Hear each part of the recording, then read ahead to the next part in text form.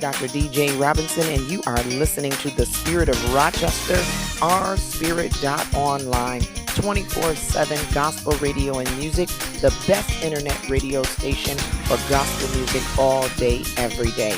Thank you for tuning in. Let's get started.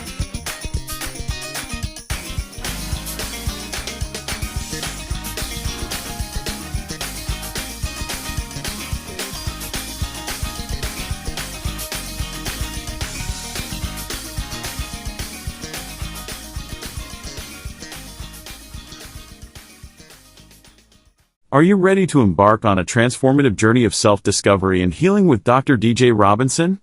She provides seminar and counseling packages which are designed to provide sustained support and guidance as you navigate your path to wholeness. A complimentary 15 to 20-minute initial consultation is available to help you choose the best fit. Visit drdjrobinson.com for more information. That's drdjrobinson.com.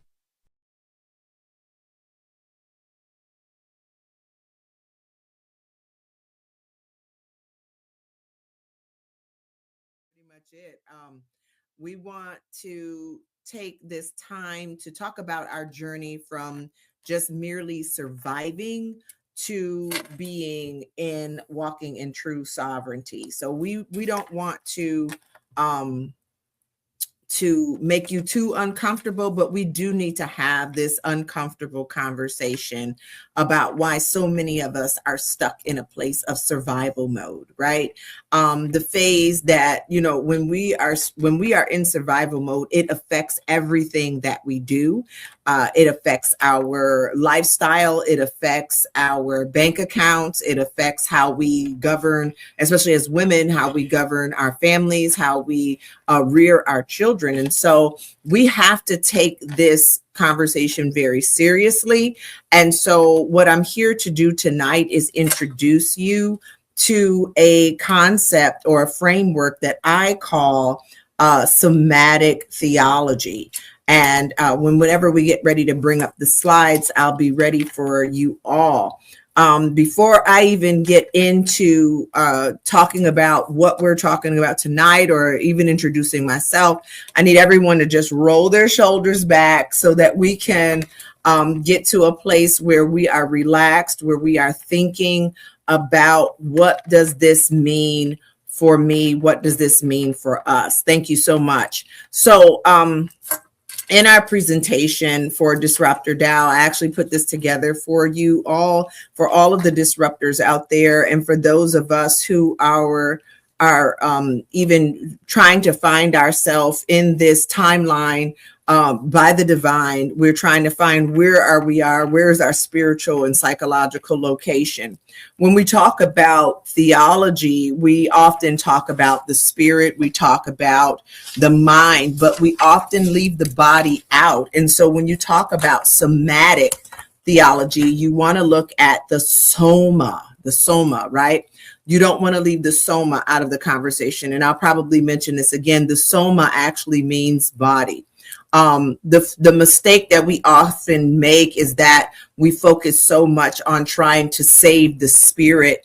Everyone, especially if you are, a part of the Black church or any type of faith-based, type religion, if you're into Pentecostalism, it's like, we want to be saved and sanctified and filled with the Holy Ghost, right? Yes, you want that. But at the same time, your nervous system is operating on a completely different frequency. And so we have to bridge that gap tonight. We have to put that together tonight, because if we don't bridge that gap, what ends up happening is we have this bipolarism in the spiritual realm. And that's where I do a lot of my clinical studies, or a lot of my studies based in psycho-spiritual theology, and, talking about the trauma that happens that way.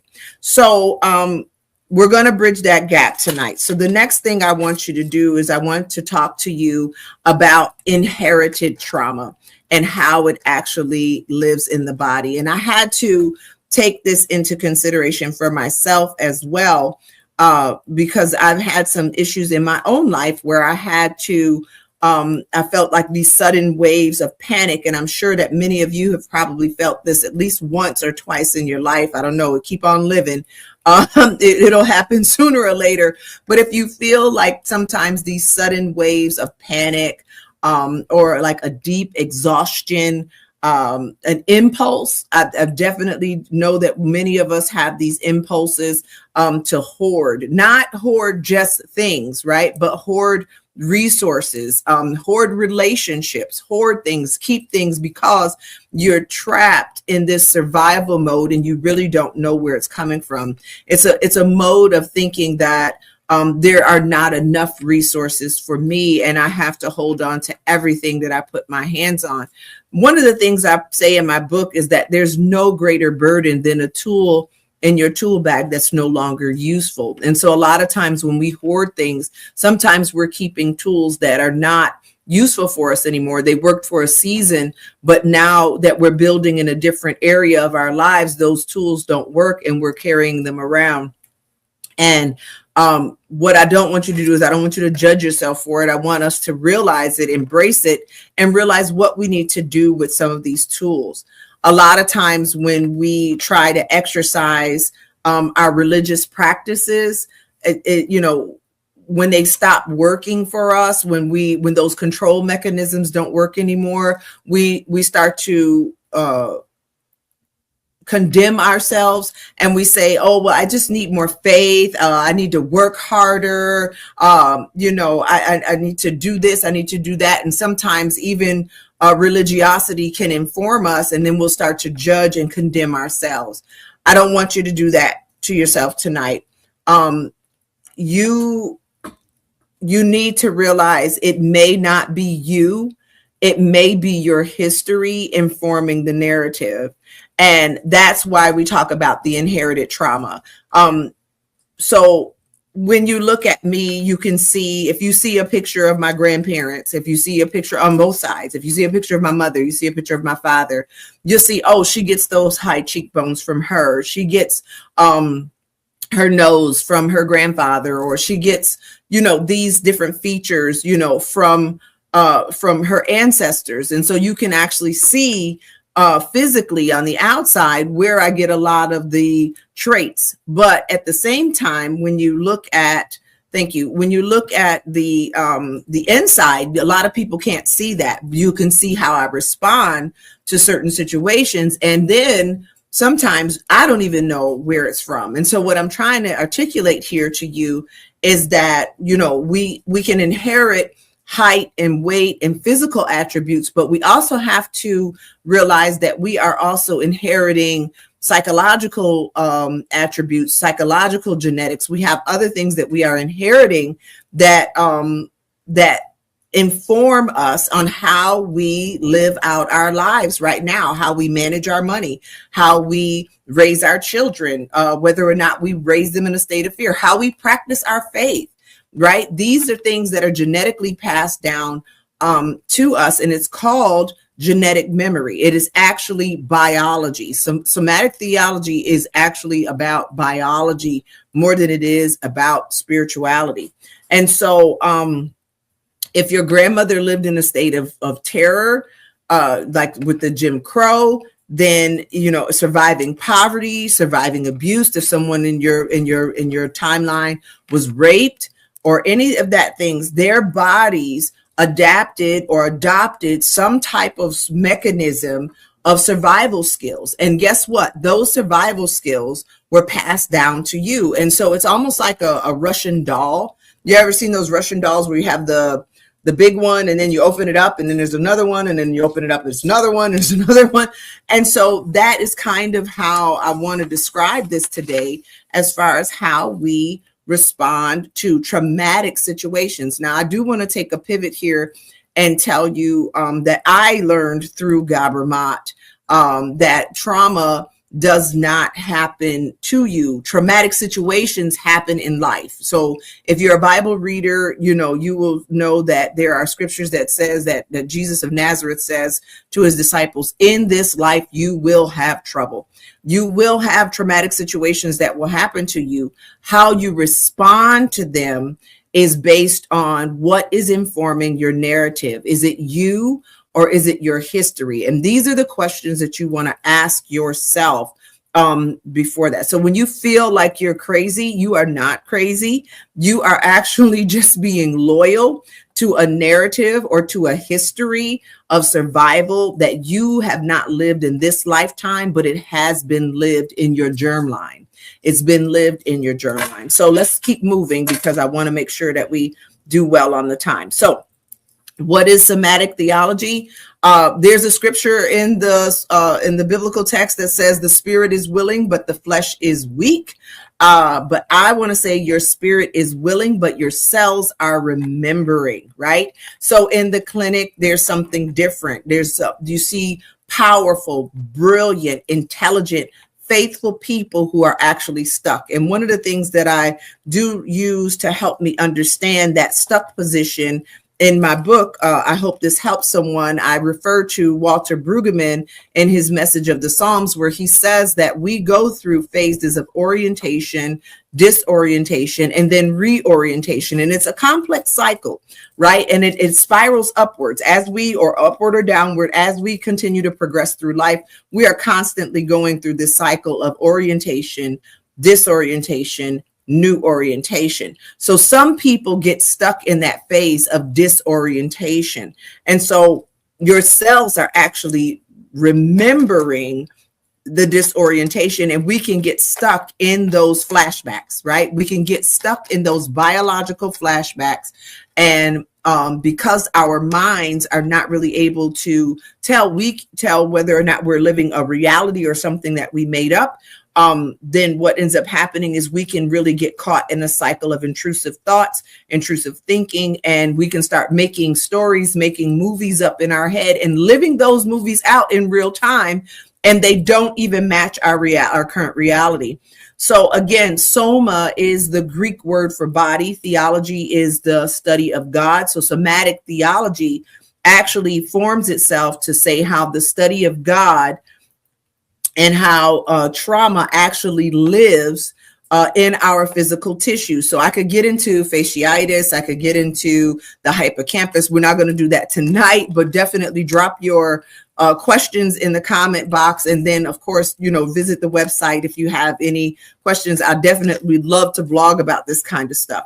So the understanding about somatic theology is that you cannot pray away your nervous system. So no matter how much religion or doctrine tries to inform your narrative, you must do some different techniques. You have to use some different tools to bring your nervous system down. Remember, here's where our scriptures come in. If you're Bible readers, it says you must bring your flesh into submission to the things of God. And so by doing that, what that translates to is that the anxiety that is actually in your biology, you have to bring that under submission to reality and to actually acknowledging the true nature of what is happening and where is it coming from, how are you responding, and moving forward from that. And it takes a discipline.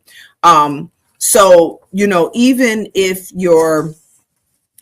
there's a book that's out there that's called Your Body Keeps the Score. So even if you have forgiven people who have violated you, even if you have forgiven and released them, you understand, don't forget that your body does not, it is embedded in your cells. That memory is embedded in your cells. Your body does keep the score.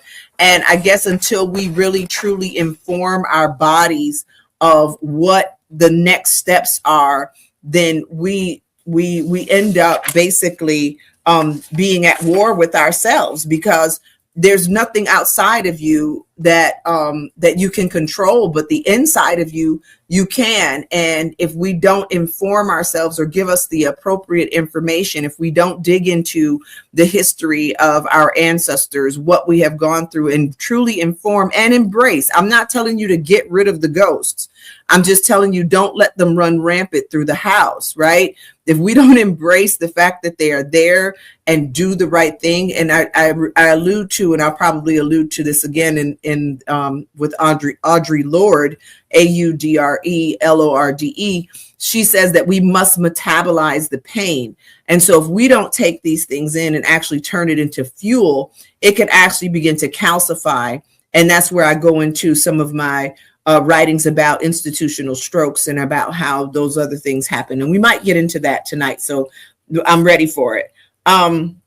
So basically, so I hope I've touched enough on somatic theology to let you know that the soma is the body and the theology is the study of God. Just remember that no matter what you have done psychologically, don't forget that your body does hold the score, and we have to inform the body just as well as we inform the spirit. So those ghosts that I was talking about, those ghosts that we were talking about, we have to realize whether or not they are hellish or holy. So a lot of times religion tries to inform us on how to deal with sin, quote unquote, whatever that is, which actually means to miss the mark. Anything that is distracting you enough to keep you from doing what your purpose in life is. In the divine timing of the divine creator, we only have a snippet, right, of life. And so we have to do the best we can with that period of time. And so with that, we have to know that these are what we call epigenetics. Okay, so epigenetics is the DNA's hardware. It's the hardware that that doesn't change very much, right? And so the DNA is the hardware. The epigenetics is the software. So for those of you who are computer savvy, it's the operating system. And so epigenetics deals with the chemical markers that sit on top of your DNA. It switches your DNA on or off based on your environment. And so I wrote some things about that that helped me to understand that we have, like, I was downstairs. I'll give you a quick story. I was downstairs. We had lost power here in where I live in upstate New York. And so we had lost power. And so I had to go downstairs and reset the circuit breaker. And so sometimes when something happens, it can turn off the lights in just one isolated place. But then when you lose power, or if you overload the entire grid, you have to go and you have to reset the entire breaker box. Well, that's what we look at as far as epigenetics are concerned. Based on the environment that we live in, the way that my mother handled trauma and the way that my father handled trauma, there's a switch on my DNA. And so there might be on for my mom and then off for my dad, or vice versa. And so you have to really go through and see what switches are on, what switches are off, on how you are going to respond to trauma. And that takes discipline. This is what we're talking about today. Going through these things. Is it the history informing me? Is it my own history? How do I shut that off for my future generations? How do I keep my daughter or my son or my children from taking on these same inherited behaviors, right? To deal with these things? How do I give them new tools? How do I redo the circuit breaker? How do I replace it? How do I change the voltage of what it can actually handle? So I hope that's a good analogy for us. But when you look at those things, and when we start to look at, us living through COVID, us living through the AIDS epidemic, us living through the drug epidemic and heroin and civil war and, everything, our ancestors, through that, there was a switch, there was a gene that was switched on or switched off, and it was passed down. And so if your ancestors were in a war zone, their epigenetics switched on hypervigilance, right? So the question is, these ghosts, and I say these ghosts because I don't want them running rampant in our houses, and I mean the houses in our mind, but these memories, these ghosts, sometimes they can set you in a place of hell, or they can set you in a place of holiness. You have to choose and go through that circuit breaker box and turn them on or turn them off, and find ways to flip that switch so that you can heal yourself. And then now you can start the healing process for the generations that are coming. The reason why I say that is because I realized in my studies that trauma is passed the same way addiction is. And addiction can be passed to the third and the fourth generation. So trauma can be passed to the third and the fourth generation, but the same way you can also pass healing, right? And so we have to get into that. So if you are in a place where you're feeling that you have to make a decision, you do have to make a decision. Is this hellish? Are you going to live in hell, or are you going to live in a place of holiness? Right? That's just how it is. And so let's keep moving. The next one, I hope this is the right one. Let me just go back. Yep. Okay. And so my next slide is about the spiritual redlining.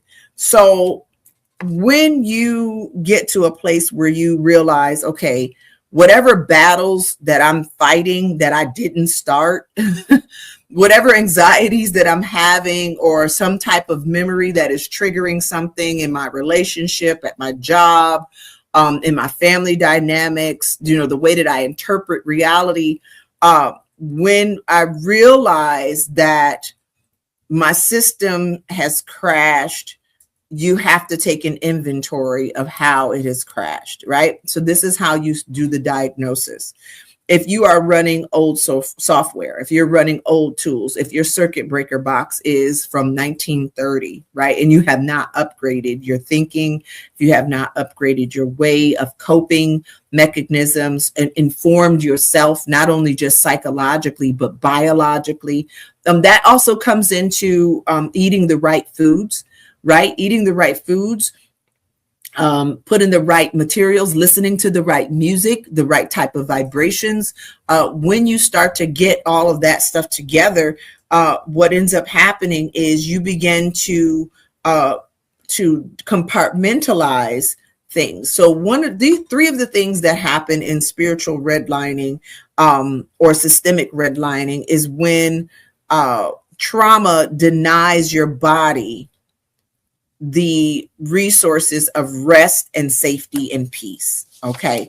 When we realize that we're living in states of hypervigilance, dissociation, and chronic fatigue, we have redlined ourselves. And so what ends up happening is we have stagnated and gotten stuck. But the thing about it is, no one else is doing this to us. We're doing it to ourselves, right? When you find yourself in these places, it doesn't matter how much money you make. It doesn't matter how much you pray. You have to be able to access peace in your own home, in your own mind. So the spiritual redlining shows up in hypervigilance, which is if you are always scanning the room, you can't sit with your back to the door. You think someone's always coming in. Remember, is this you or your history that is informing this? You have to do the research. You have to look into that. Dissociation, you're driving home, forget how you got there. I mean, you just completely check out. And then you have chronic fatigue. And this is a big one because you really aren't tired because you worked hard. You're tired because your nervous system has been in this state like with the circuit breaker box, your nervous system has been in this state of overload, just enough before it snaps, but just enough to drain your energy. And so you want to make sure that you look at these things and you see yourself. If you see yourself in these places, hypervigilance, dissociation, and chronic fatigue, you want to just learn to stop and take a breath. Because a lot of times what we do is in clinical studies is we recenter. We say, I'm here right now. This is not my ancestors. This is not 1930. I'm not in a war zone. I am not being abused in this moment. And you want to breathe in your breath and breathe in your life and breathe in the divine so that you can realize that, there's no threat. Because what happens with this somatic theology, and when we look at the germline, when we look at the trauma, a lot of times what it does is it informs the reality, and it's a total disconnect. So the first step to sovereignty is realizing that whatever is happening or had happened in your life or in the generations of your life is not happening now. We have to find ways to inform ourselves of how to use that information. We don't throw the information away, but we definitely need to know how to use the information. And so the circuit breaker is metabolizing the trauma. How am I going to digest this information? And sometimes you need to do that with someone clinical. I'm going to be honest. Some spiritual leaders may be able to guide, but it's going to take way more than sweating and praying at the altar. We really have to use the work with the tools that we have accessible to us: journaling, writing, researching, naming, right? If you cannot name it, you cannot deal with it, right? If you don't know that this is something historical, or that it is a germline issue, or that it is genetic memory, that this did not happen in my life, but it happened to my mother, my father, my grandfather, my mother, my grandmother, my aunt, someone that is directly connected. When we realize that, now we can say, oh, that's where that's coming from. Let's deal with it. We're not going to let these ghosts, we're not going to let these intrusive thoughts and these genetic memories run rampant in our house and in our realities right now. So I want to give time for question and answers at this point, because I don't want to take up too much of your time. It's almost 8. But we have to go, and my challenge to you, disruptors, is to look at your psychological and spiritual circuit breaker, right, in your house, in the housing of your mind, and go and find whether or not the voltage matches the room, right? I hope that makes sense.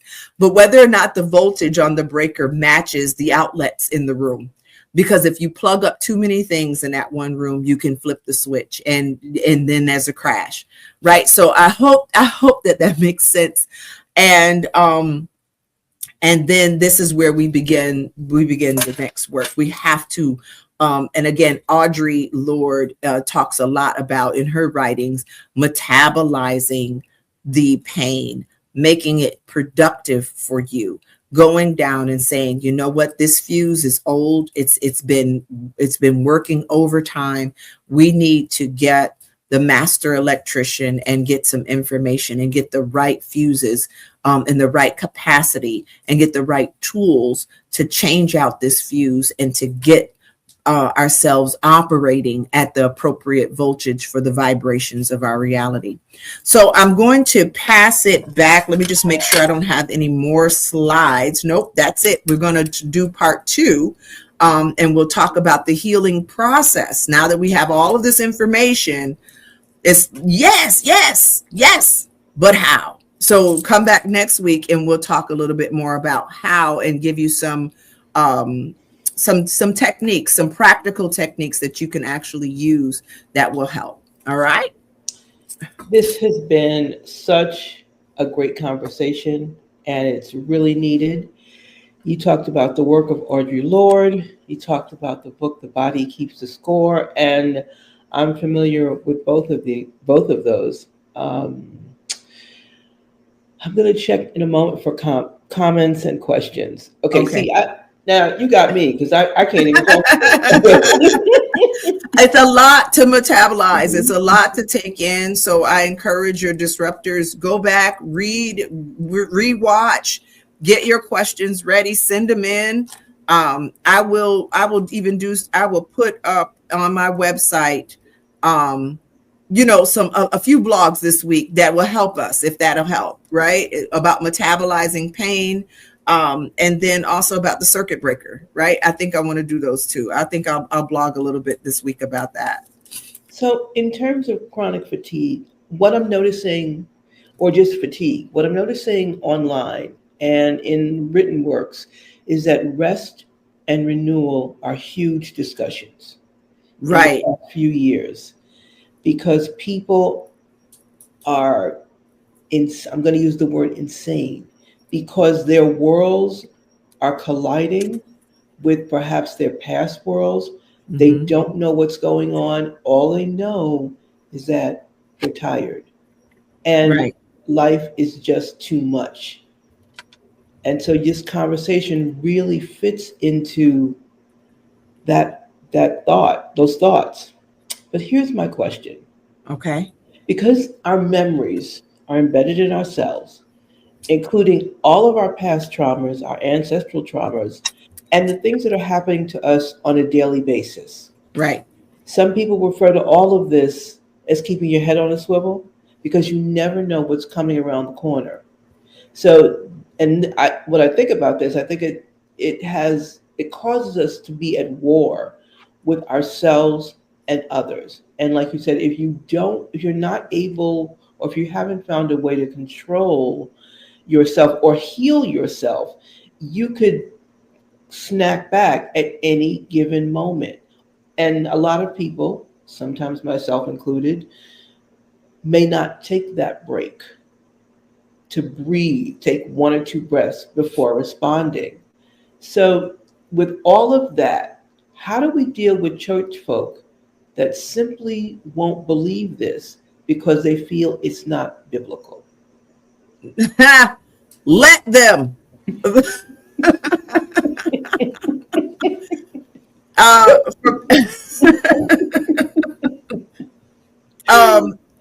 When we say church folk, and I want to make sure I say to the Black church, mm-hmm. Is that one of the first scripture that pops in my mind just on that is that Jesus of Nazareth came, and all of his responses to the people who had doubts of his journey, of what, because we also have to look at Jesus's genetic trauma, right? They tried to stone his mom while he was in the womb. Like that, nobody looks at that part. No. They tried to kill his mom while she was pregnant with him. Thank you so much for tuning into this broadcast. If you'd like to get access to more content, remember to visit my website to listen to podcast archives and videos. You can find them at drdjrobinson.com/broadcast. Thanks again for tuning in. I pray that you have strength in your body, wisdom for your mind, and peace in your soul. May God be with you until we meet again.